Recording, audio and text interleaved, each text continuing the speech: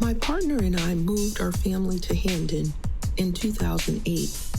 We chose Hamden because it was halfway between our jobs, it had a diverse population, and relatively good schools. We thought Hamden would be a good place to raise our children, so we bought a house and settled in.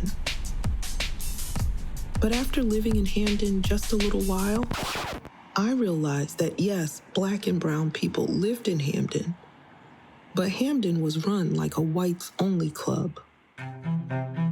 This is a story about regular people running for office and using the power of the ballot to build a beloved community.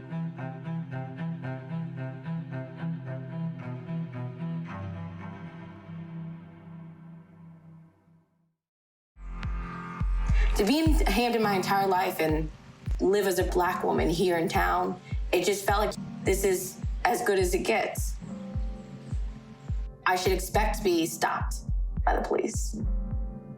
I should expect to experience racism in some of these schools. I should expect less resources on the southern part of town.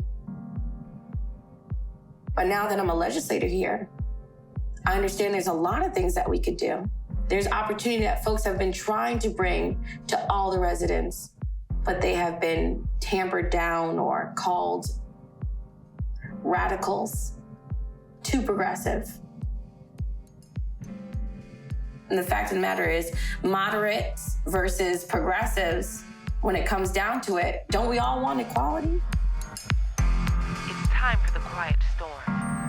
So try to sit back, relax, and recharge while you can, because all hell is about to break loose. Another mass shooting in these United States. How do we want to live as a society? This is the question I ask when I think about why I vote and the role that government should play in my life and in our collective lives. When I vote, I'm not just thinking about me. I'm thinking about all of us. We are connected, even if we don't particularly want to be. I want the same things most people want in life. A nice place to live, good, healthy food to eat, a body free from sickness and disease, excellent education, rewarding jobs, entertainment, peace of mind, freedom to move around as I please, love for our children and our elders, and a respect for all of the loveliness of nature. Now that's what I call the good life. We often talk about the I Have a Dream speech, and we often overlook the letter from a Birmingham jail where Reverend Dr. Martin Luther King Jr. said that it wasn't the Klan that was the greatest hurdle to progress and liberation. The greatest hurdle to progress and liberation was the white moderate, saying, not yet, not now, not like this. I remember having a conversation with the former chair of the Democratic Town Committee and some other district chairs. And we were talking about, hey, wouldn't it be great to have a Democratic Town Committee platform? And one of them said, well, you wouldn't put like abortion on there, would you? Because, there are a lot of people who think abortion's wrong. And I was thinking, this is in state and national Democratic platforms. Why wouldn't we support something like that? Since 45 came into office, there was a level of disconnect and separation that kind of infected all communities across the country based on the permission that they were given by 45.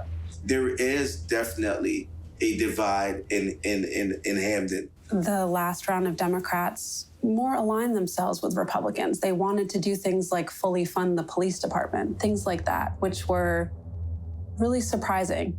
The people who were on the Democratic Town Committee that should just be really involved in Democratic politics, they were more conservative than the actual people of Hamden. And I think maybe they were starting to sense that they really didn't fit in with this new progressive crop. Instead of coming left with us, they actually veered right. I was a registered Democrat. I don't even remember registering to vote or what party or when I did it. And I never really was like, oh, I'm a Democrat, you know? I just was registered to vote. We registered to vote at a Frank Zappa concert, actually, when we were younger. I don't even know what it is. So there's that. Yeah. Oh, I remember it clearly. I thought it was so fun. Yeah. Now, you mentioned that your family was Democrat. No. Well, my family was actually, I think, Republican. Yeah. There was just sort of a social norm when I was growing up. You didn't talk to your children about politics. You didn't talk to your children about certain things. They were like taboo, right? Like how much money you make, for example. And that was just something we never talked about as a family, but you could kind of figure things out. I knew nothing about campaigning. When I ran as a Republican for mayor, I'm glad that I did that, even though I lost, because one of the most important things I learned was that you don't have to be elected. You know, you can just be a citizen and you can do a lot. So I registered as an independent and I ran as an independent for council. I came in dead last in the last election. There has been in Hamden kind of a supra party of old guard. Some are Republicans, some are Democrats, some are whatever is convenient at that time. But it is a protective form of defense against anything new. This isn't about just plopping black faces on a slate and saying that we need more black faces. It's not really about that. You have to hear what I have to say. That's all we're asking for. We want to be a part of the process, that you need to hear what I have to say.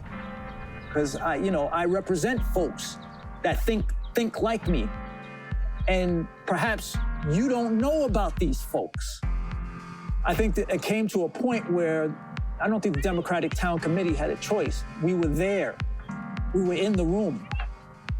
People are coming from all over now. It's not just people that have grown up here and stayed here. And bringing new people in with their new ideas and different ideas into Hamden, because we like to do things the same way in Hamden. That was sort of always the mentality, was good for the town.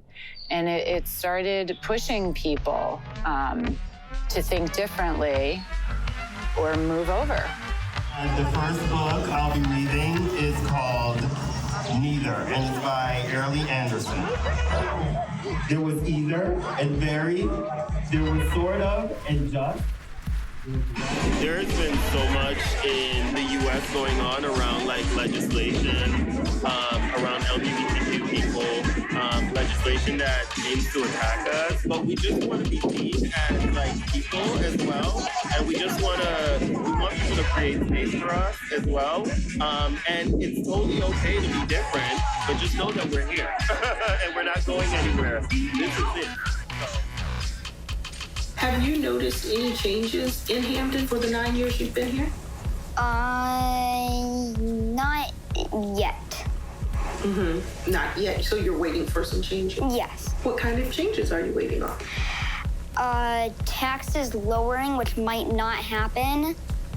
Mm-hmm. Municipal government is all about, paying for things that run the town. So how we spend tax dollars, funding our schools, deciding what institutions, what departments bring more quality of life to people, as opposed to what departments tend to cause more harm. We all care deeply about our progressive values and helping people out. But you can't do anything if you don't get the money right. And in our town, it's on the verge of bankruptcy.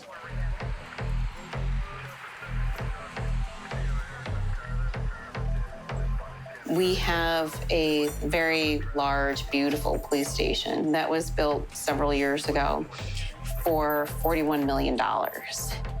When you invest so much money into a big, elaborate police station, it means that you're not investing into community development. It would be very easy, given how poorly the town has been managed for really, a couple of generations, to have austerity budgets. A lot of the social services that we offer, maybe that's where the hits should come.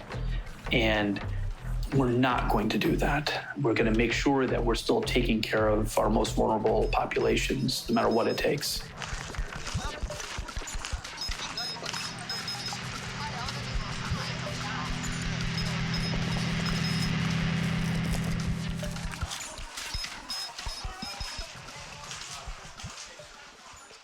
One of the phrases that we use often is God is still speaking, that our understanding of God's call for us in this world and our understanding of Scripture and the way it applies to the modern day is constantly evolving.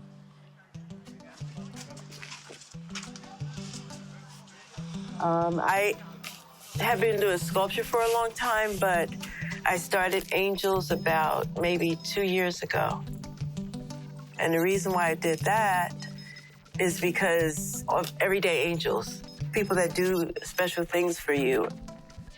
This is CM back at you with the afternoon pick-me-up, Hamden. Did you know that about 385,000 babies are born around the world?